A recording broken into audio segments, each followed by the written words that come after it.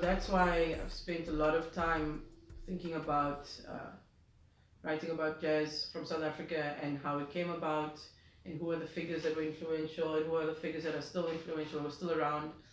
Um, so with journalism, I mean, because I was kind of thrown into, like, no university experience can prepare you to write about music or dance or architecture or visual art. Like, you just do it. That's how you learn. You just do it. In which case anyone can really do it. Really. But I think that what it did was to distinguish from the blogger voice is to really try and engage with things that I had no reference points. So when I moved to Cape Town, because I was also alone, I didn't have any friends here, I went to see everything from opera to ballet to as much as I could get from like dancehall, reggae vibes and hip hop vibes and spoken word and comedy and festivals, all these festivals all over Cape Town. Like, I went to everything because I really like had nothing else around me. I had no like life, I would say. Like, my life was to just engage with these things. So sometimes why it's cool to have been in Cape Town at a time, which I think now speaking to people was like maybe even the dying end. Like 2008 is not the most vibrant time of Cape Town music and culture. For me, it was so amazing compared to Joburg at the time. If I talk about venues and the fact that any night of the week you could go to something. Because we were in Joburg and we'd have to wait for the weekends, or we'd have to wait for a promoter to put on a great lineup. We'd be so excited and we'd really support. But like in Cape Town, it was almost like sport for choice. You could have a spoken word night almost every night. There were hip hop nights, there were venues, there was safe nightlife, there was cutting edge electronic music, and there were just a dope community of people who enjoyed the sounds and like they were like heads. And then also the theater scene, there was enough alternative and underground theater to balance this like Broadway mainstream theater thing. There was dance, there was so much in festivals. So I came here at a time where for me it felt very vibrant, and I've subsequently seen it, draw out slowly and die, like, and come to a sudden halt through regulations and various things. But I think the essence is still here. But I guess what I wanted to say is that having been here at a time when there was so much happening and wanting to cover everything, you get forced into writing about everything until I finally came to a point where I realized that I was really drawn to jazz, and I was really drawn to the history of it, and I was really drawn to a lot of these young players who were playing this music. So there was a band called Babu with Christopher Naidu and Reza Kota and Shane Cooper and Ronan Skillen. And I always used to tell them subsequently is that, I was always into this music, but you guys forced me into writing about it because that started it really, even though it wasn't that long ago. And then there was Kyle Shepard, I interviewed him. I was like 22 and Kyle was 21, and his like first album had come out, and I remember being so nervous because, I had so much respect for him. Shane Cooper became a friend of mine, he still is, and Reza as well. And it's funny how there was at some point a scene of young jazz musicians really dominating Cape Town. There was like, and the Mahogany Room, which was a jazz venue, kind of contributed to that. So it all happened in a certain time. But now I think with journalism, I realized maybe it's like maturing, or just the shift from what is considered daily news to more feature type of writing. And I think with journalism now, the last three pieces, if I just look at my recent work, I think when you're forced into writing about things you have no real reference point about, that's just where the learning basically happens. So you learn in the moment, and it's very difficult to write about music. Really, it's not an easy thing to do, but to describe sound and get it right. But I've been grateful for the opportunity to be pushed into it, as opposed to like science journalism or crime writing, or it's actually something I naturally gravitate to. Because even though I studied like this background, you can write about anything really, and also, again, with the nostalgia is this desire to write for newspapers, old school formats, print, a tangible thing that you can hold. And it gets difficult when the South African newspapers decide that the arts is like the least important part, and they start cutting out arts writers, arts editors, art sections, which is what's happened really. So that's where we stand. Is that I think when I moved here, there was a lot more alternative, even publications you could pick up for free. Um, but now it's pretty much all online. Like you can't really get a physical print, regular, daily, weekly type of thing. So it's a little bit harder. People have to wait for the weekly papers or those kinds of things. And then on top of that, there's like a big lack in education with this stuff. Like, how do you really write about arts? Like, there's a bit of a gap there.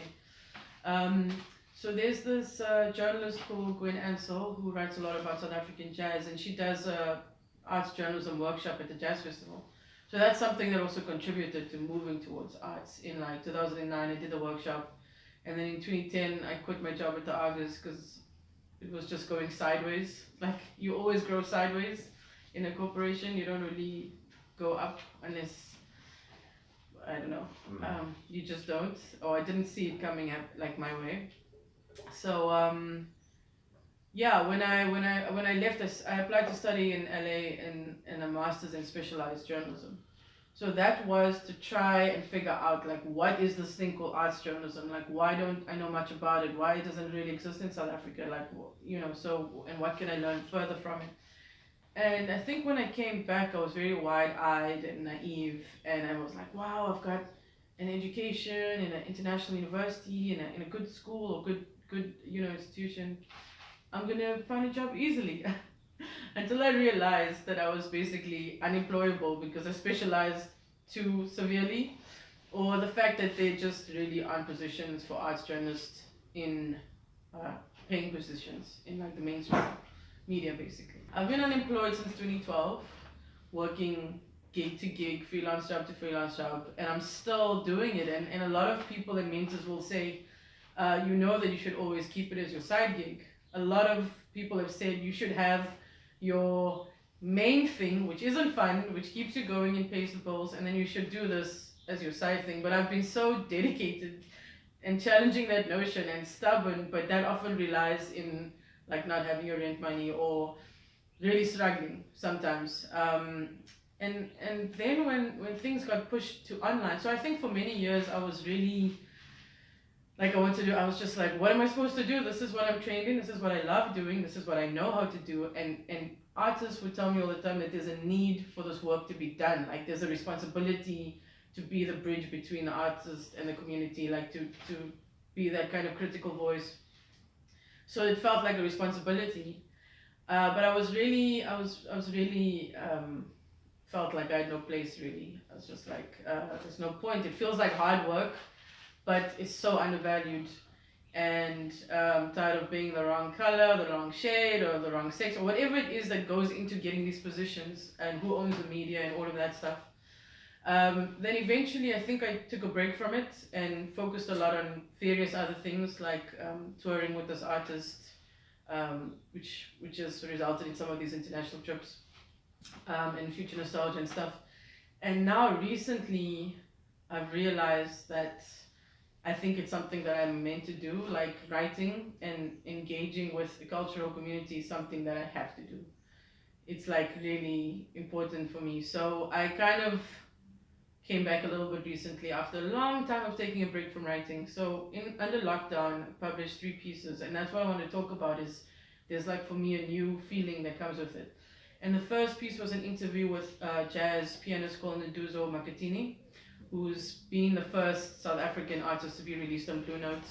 But that really wasn't the focus of the piece. The focus of the piece was about his work as a sangoma and the spiritual connection in his sound and what he's putting out like through the sound. And then I got an interview with Abdullah Ibrahim, which is always tricky, but there it was about his Japanese philosophy. So there was another spiritual connection there, and these are long form pieces of close to 2,000 words. You get to really go into it and really do something with what the person has said. And then this last piece has been about Youth Day, but not Youth Day as we know it, like Youth Day looking at those who passed away under police detention or under apartheid, that no justice was like kind of reached for, like, so kind of revisiting apartheid again. And then I did one for magazine which has just come out overseas now for July about jazz under apartheid. So looking at just tracing that story very quickly in terms of like the black struggle against music from the 20s. So that those pieces I've realized they're like research pieces. They go much beyond just like a daily type of quick instant thing. They're really like trying to fit the idea of research and writing together. So that's really what I'm interested in doing right now, and that's really what I'm going to focus on. And because this is what the blog voice has done, the blog voice has given you instant, unresearched, very limited, developed work, and with you can't really rely on it. But blogs are everywhere, and so when you read something, you're like, this is the press release, or this tells me nothing new, or I learned nothing new. There's no voice in this. So while there's a big gap in arts journalism education, and while there's a big gap in I mean like no space for the stuff to be out, you have to really like fight with people to get your work out. But the response with online, which I've had to shift my focus from newspapers, is that it reaches the world, as opposed to like a little newspaper in Cape Town. It reaches everyone. Once things go online, it changes your reach so much. And I think that's also like opening your mind to what it can do, because I think about the future. I think about someone looking for a piece like this 20 years from now, because they're trying to find out something about this moment, and then they found it, So no, look, I think the thing is that when future nostalgia and stuff like that happened, aside from being the only woman in the group and all of these things, I'll talk about it a little bit just now. You become, and also DJing in front of a room full of people, like you go from being behind the scenes to being in front whether you like it or not. And I've always wanted to play music with a mask on or with a whole costume on, just so that I could just chill, But I think that a lot of people kind of know me as a DJ or organizer of Future Nostalgia, and they don't know about the journalism part. And then they say, oh, like you do this thing also. And like, no, this is what I do. But I chose to put it away because it was too painful to deal with the reality of the fact that I chose a difficult thing to do, So it's always feeling like you get like like everything becomes jaded. Like, what's the point of degrees? What's the point of 3 degrees with no work? What's the point of any of these things? Why do some get somewhere and some others don't? It leads to like crazy thoughts. So I think the point is to just pick yourself up and get back into it, even if it's difficult. And if you put something at rest, it's okay, because you can always come back to it and it'll still be there if it means something, So, but I think that I realized that I really like research. I really love the process of learning and verifying and like in counteracting. So this is a thing, going back to David Livingstone and the Scramble for Africa and this colonial stuff, is that like, we're just listening to music, but also there's all these subtext happening, and it's also different perspectives, and you can use the music to learn about other stuff. And that's again where I think like it comes back to what Future Nostalgia is trying to do now. It's like it's not just filling dance floors for now, especially at this moment. It's about like kind of learning together at the moment. Without being preachy also, because we also realize we don't know anything, or everything, but anything really. So kind of to segue into what Future Nostalgia is, right? It was started at the end of 2012 by myself and a few other like-minded individuals in Cape Town who just wanted to listen to music at somebody's house. And it was really like just sit together and listen to records. And because I was so obsessed with the medium, I was like, oh man, I would really like to be part of this vibe, just sitting in someone's lounge, which happened anyways. It was happening anyways. It's not like exclusive to anything. But because I worked at a jazz club at the time called the Mahogany Room, this was the break of journalism where I was doing the door and I was doing the media and social. I was the door person, and I was doing their social media and their weekly newsletter that went out. I designed all of that with like basic WordPress and stuff. And I was just like, I'm not a journalist anymore. I'm doing this other thing. But anyway, so I was a bit lost, let's say. But it made me get to watch jazz every night for like 4 years by being at the door, 3 years or whatever. And also I knew the musicians already from working in Cape Town anyway, so it was like really easy. But then you get the like behind the scenes stuff and everything. But anyways, the owners at the time were a drummer called Kesiva Naidu and a trumpeter called Lee Thompson, and there was one other owner. And I approached them because I was working there anyways, and I was like, Tuesday's the only night there's no live music. What do you guys feel about having a music night here? And they'd be like, they were just open to it. They said yes, they gave their blessing, and they gave their blessing without any charge, like any cost. It was just like, go for it, do it, it's fine. And then when we were all sitting together and trying to figure out what to call this thing, Dylan Valley was one of the early members also, along with Butaji and a ton. Dylan said, Atiyyah, what about future nostalgia? And future nostalgia is like a concept that I told him about years ago. And I was, which basically was like, when you're in a moment that's so amazing that you can like foresee yourself in the future looking back at it. Because it came out of my time in Grahamstown and just like freedom and like just that kind of, I guess, growing up phase that was just so beautiful that I could feel myself looking back on it and thinking about it in a nostalgic way.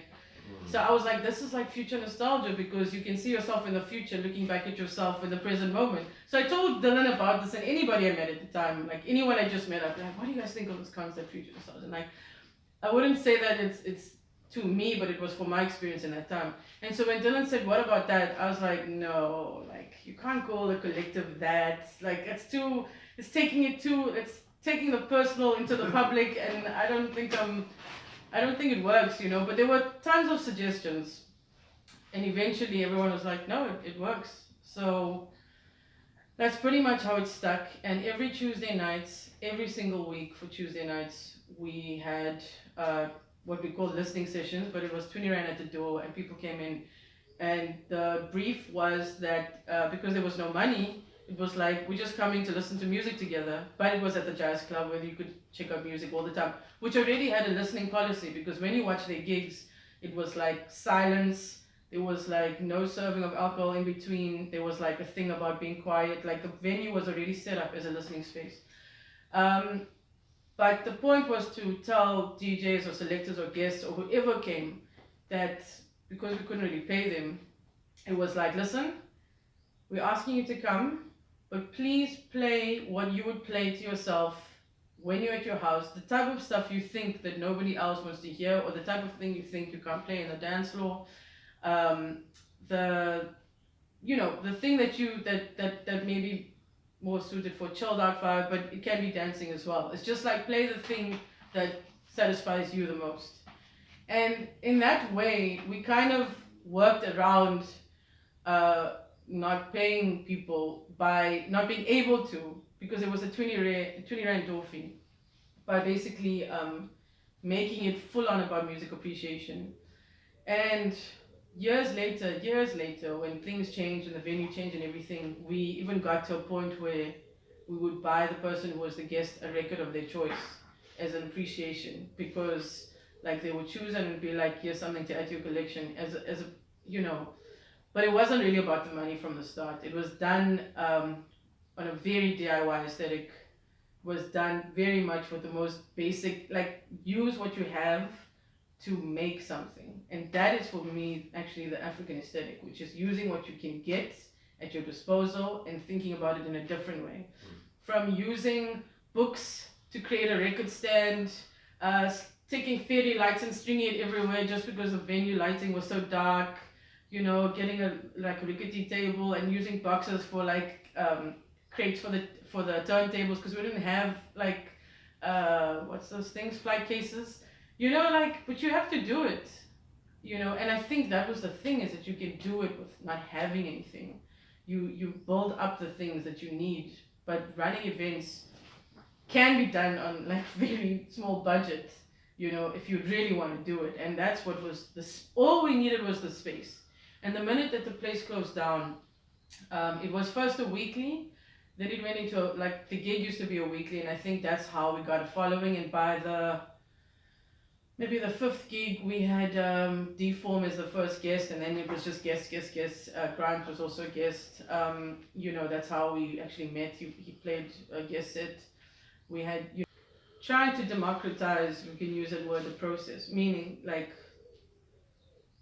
putting the DJ on the same floor as the crowd so that there's no like separation between you of like I'm here commanding you, because we weren't like skilled DJs. So that was the thing, is that we weren't trying to be, and I've also fought with that term quite a bit, that we have like too much respect for people who are DJs and who've practiced the skill to actually like even use that word. Like for me, I thought we were just all like nerds listening to music, really.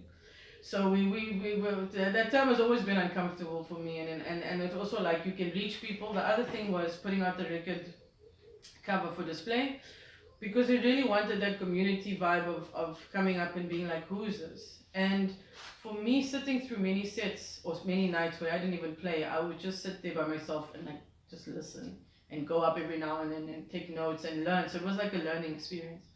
And then the thing with the guest, to get to the guest part, what was cool about that is that the point was, it's like the tagline for Future Nostalgia has been for selectors, collectors, diggers, and DJs. And so what comes with that is that it wasn't limited to DJs, or it isn't.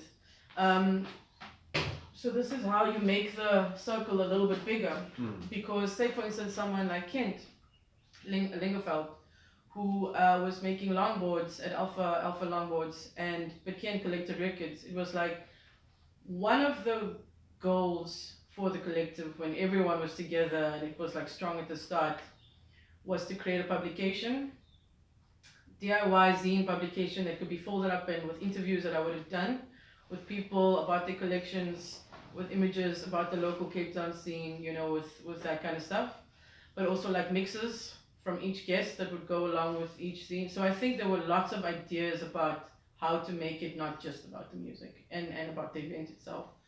But so displaying the record covers, but having a guest profile. So that was one of the things, is that whenever we had a guest, they would normally not be a DJ from the scene.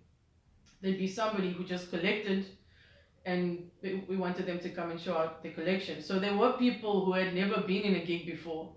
Michael Batch, he played his first gig there.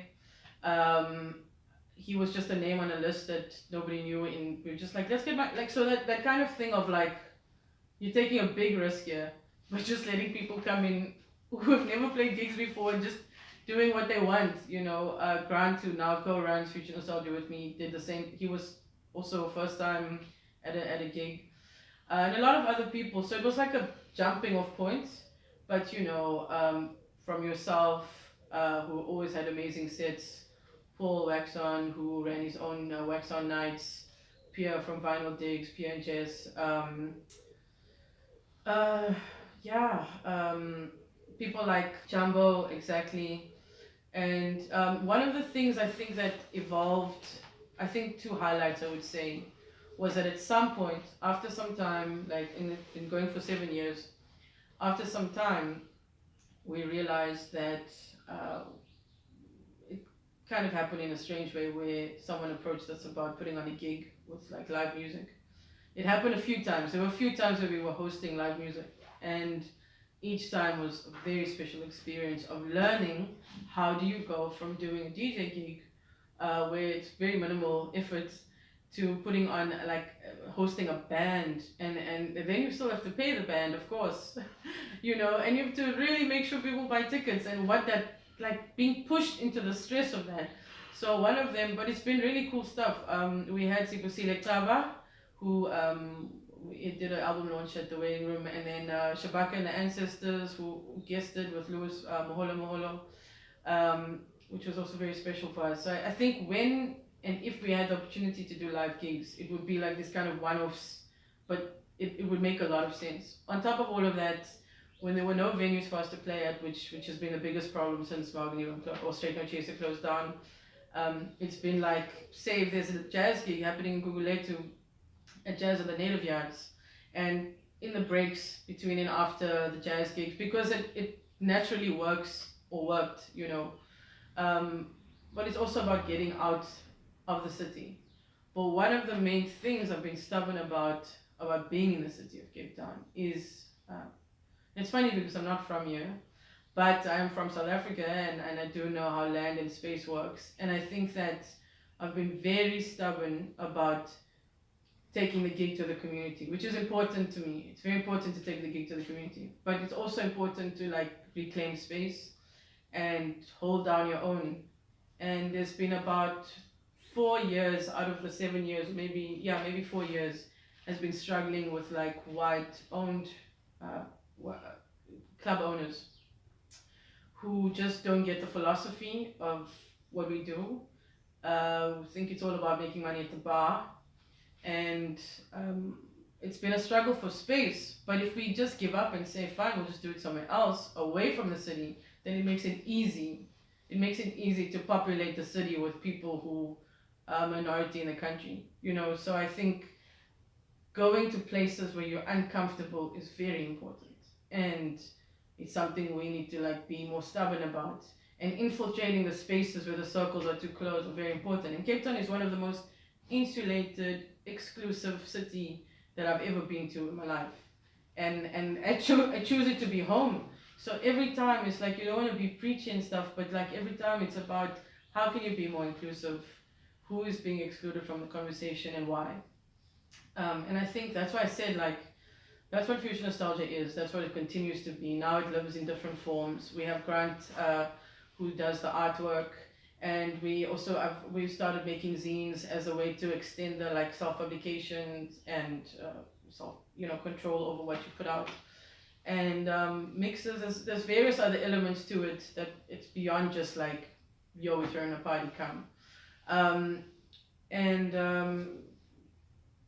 But I think that we always take the opportunity to mention when it needs to be about how exclusive the city and the music scene is. And so from my work as a music journalist, interviewing all these artists like my whole life, or like since I moved here, and then also working on the other side where you get the opportunity to be in those spaces, it's a very strange place to be because you know how both sides work, you know. And you also know the narratives of Cape Town that have completely been overlooked, underrepresented, misrepresented, all of that stuff.